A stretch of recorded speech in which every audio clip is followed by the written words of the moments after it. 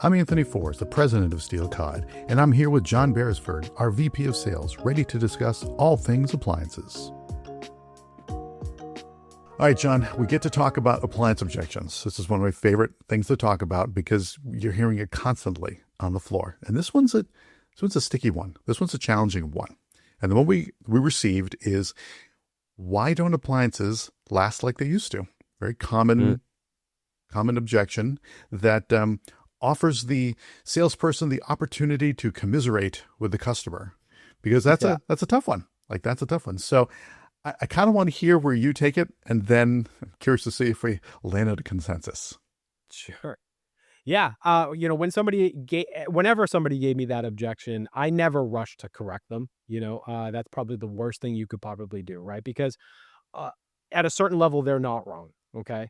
They don't last the same way, and if you start to pretend otherwise, it really gets the whole industry in trouble at that point. Right.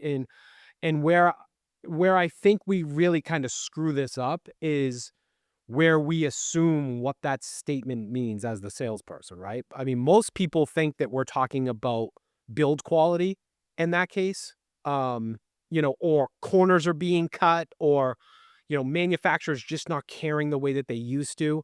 And to me, anyways, that's not actually what's happening. What's happening is that we're really judging modern appliances by a standard that really no longer matches what they're asking them to do for them anymore, right? If you think about old machines that everybody just seems to love to talk about, they didn't last because they were engineered better, okay? They lasted because they were simple, right? They had very few jobs to do. There were very widespread tolerances, and there were really, almost no expectations placed on them, right? Because let's be honest about old appliances. They didn't hold tight temperatures. They didn't manage humidity precisely. They didn't adapt to load size. They didn't, optimize energy or water use. They didn't even try to be quiet. They certainly weren't trying to be smart, right? They just, what's the best way to put it is they just ran, and over time, here's the other truth about it. They ran worse and worse, but we accepted that because we had nothing else to compare it to at the time. It was just the way they worked, right? And that's the part that nobody finishes saying when they start talking about their refrigerator that lasted 30 years or their grandmother's washing machine that was in their basement for 40. Yes, it lasted, but it wasn't a good 30 or 40 years. Modern appliances are built around performance. They're not built around survival. And that's what we have to wrap our head around, right? Performance comes from precision. And when you look at precision means tighter tolerances. And when you look at tighter tolerances, that means less forgiveness overall, right? I mean, that's just the way it is. And the moment that you ask a machine to do more, and look, we ask them to do more, right? Cook more evenly, preserve my food longer, clean better, use fewer resources, run quieter, you're going to introduce complexity, right?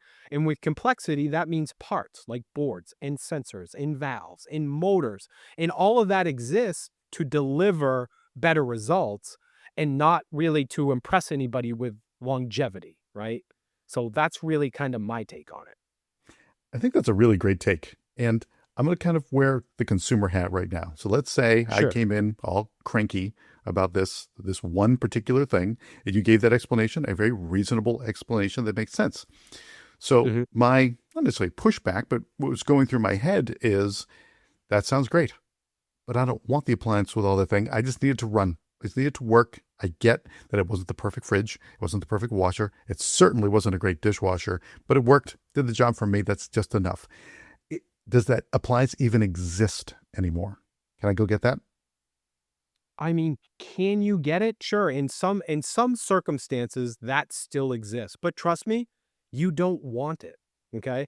And let's be honest about this thing, right? I mean, the appliances that you had, okay, let's talk about failure rates and just running forever and all of that kind of stuff, right? In the past, something could be wrong for years and you'd never even know. You just looked at food that would spoil faster, or dishes that weren't 100% clean like they used to be, or cycles that were taking forever, or just this wasted energy cost that mounted over the time. But the machine kept running, so we called it reliable, right? Today, these systems are set up with these sensors that notice these micro drifts immediately, right? And that's a condition that would have gone unnoticed for forever. And now they're throwing a code immediately that says, hey, listen, there's something that's going on. So, the person in your example is going to be like, see, I told you it was going to break, but it didn't break. What it's doing is just notifying you of an issue before your old ones were ever capable of doing that.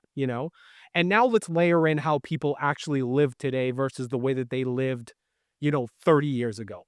Most customers aren't even keeping appliances for 25 or 30 years anymore because they remodel and they move and they change layouts and they upgrade finishes and they change their priorities over time, right?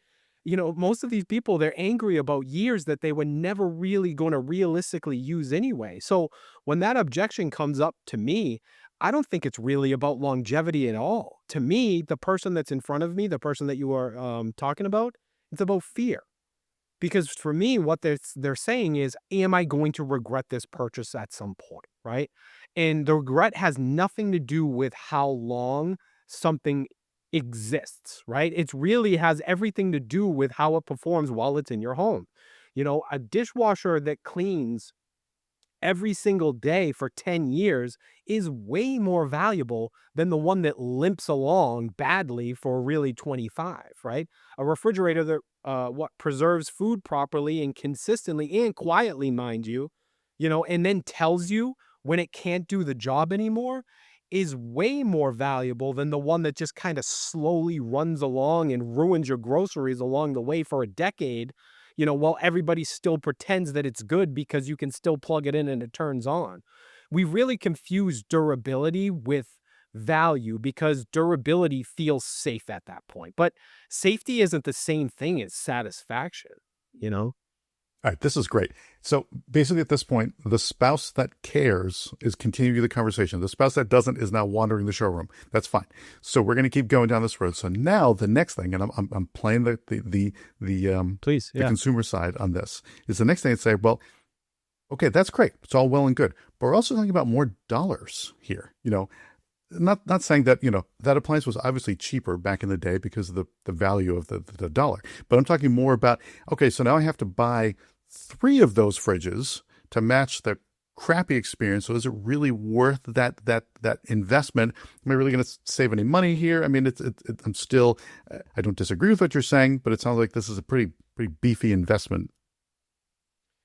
No, so here's the trap for salespeople, right? Is that the customer in front of them always does the quick math like that. Well, I could buy 3 in the time that it takes for one. Well, that's not an absolute either. Just because it's not going to last as long as your old one did. Listen, it very well could, but I'm not going to set you up for that kind of failure. I don't want to take ownership of that conversation.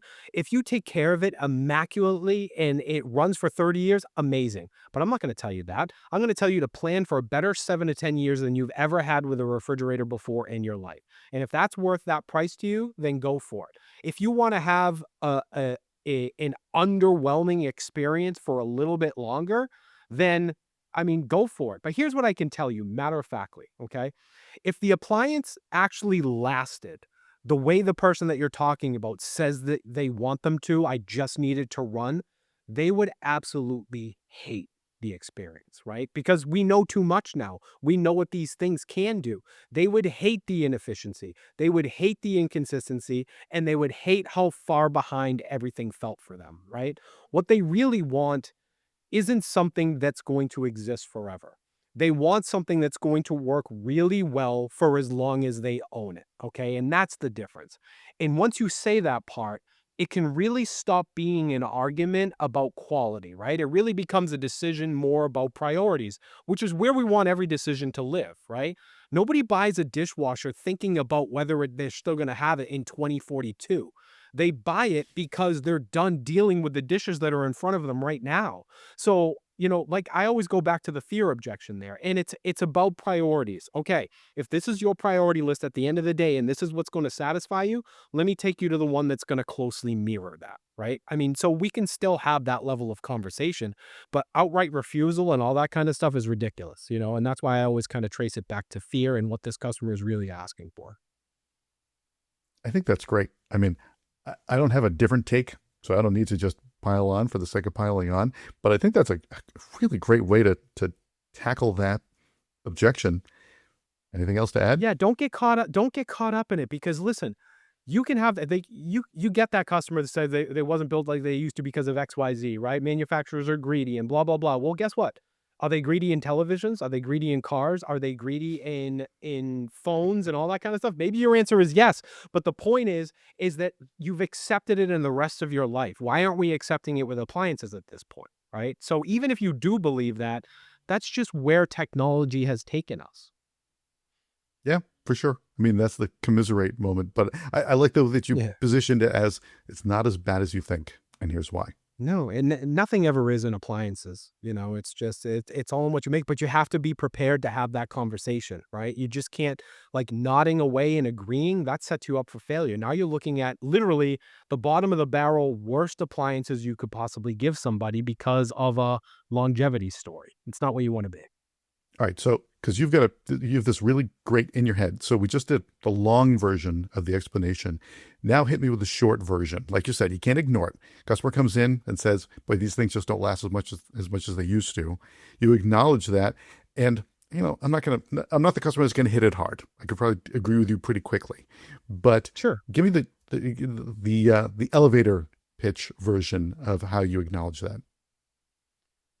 Well, I would say that the elevator pitch is really look, it's hard to do an elevator pitch if you want to do it the right way, right? Is just, the big thing that I always harken back to is that the old machines that people used to love, didn't last because they were better machines. They lasted because they were asked to do less. And we all want these machines to do more.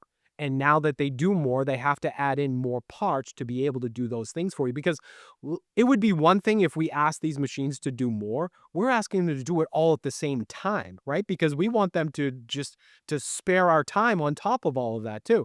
It's not only do you have to do all of these magic tricks on a day-to-day basis, but you have to do it all at once for me, And so that's the part that I really want to slow down and make sure that people understand is that they weren't built better. They were built simpler. And if we built appliances the same way that we did 30 years ago, you wouldn't be happy with them. That's really the story that matters here. But you have to take the time to call out these things and hammer it over their face. If I just said that in conversation, it wouldn't be enough. I have to talk about how they wouldn't hold the right temperature. I have to talk about how they wouldn't manage humidity. I have to talk about how they're not going to adapt to load size and be energy efficient and be quiet and be all the things that you demand that they are. We all live in these open floor plans now, and we talk about noise all the time. There wasn't a dishwasher on the planet 30 years ago that was quiet. If you couldn't have those in an open floor plan, you'd go crazy. So, life has changed and all of these other variables have changed. So appliances needed to change to accommodate to those things. And this is the cost of those accommodations. So there really isn't a good elevator pitch for it. And if there is, I'm just not smart enough to give you one.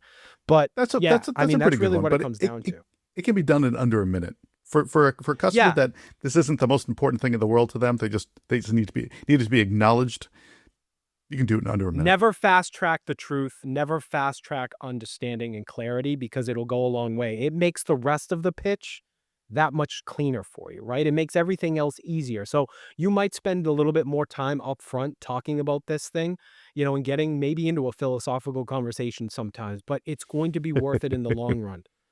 It always is. I mean, it always pays to be honest and upfront and just give these people a dose of reality because they need it. And it's not because, look, they've been burned. That's why they're there, right? And so you have to really kind of quell those fears that they have moving forward, especially in a conversation like this. It's an important one to take your time with. That's a good point. And then it also builds into the whole trust of the entire experience because normally this is going to happen up front. So this is an opportunity for you to build that trust, to care what they care about, and properly position it. So yeah, use it. I mean, it's not just so much like validation and things like that. I mean, use it to explore the customer that's in front of you, right? It's a way to get them to know them. You'll unearth all of their priorities just by having that level of conversation because you'll see where their pushbacks come in and you'll say, okay, this is really important to them. So I'm not going to give them the exact story they're looking for, but I can get close. And this is the model that's going to do that, right? So you're doing those mental hurdles while you're talking to them. I mean, it can be a really good discovery period about who's in front of you at the same time. So yeah, it's really important conversation to have for sure.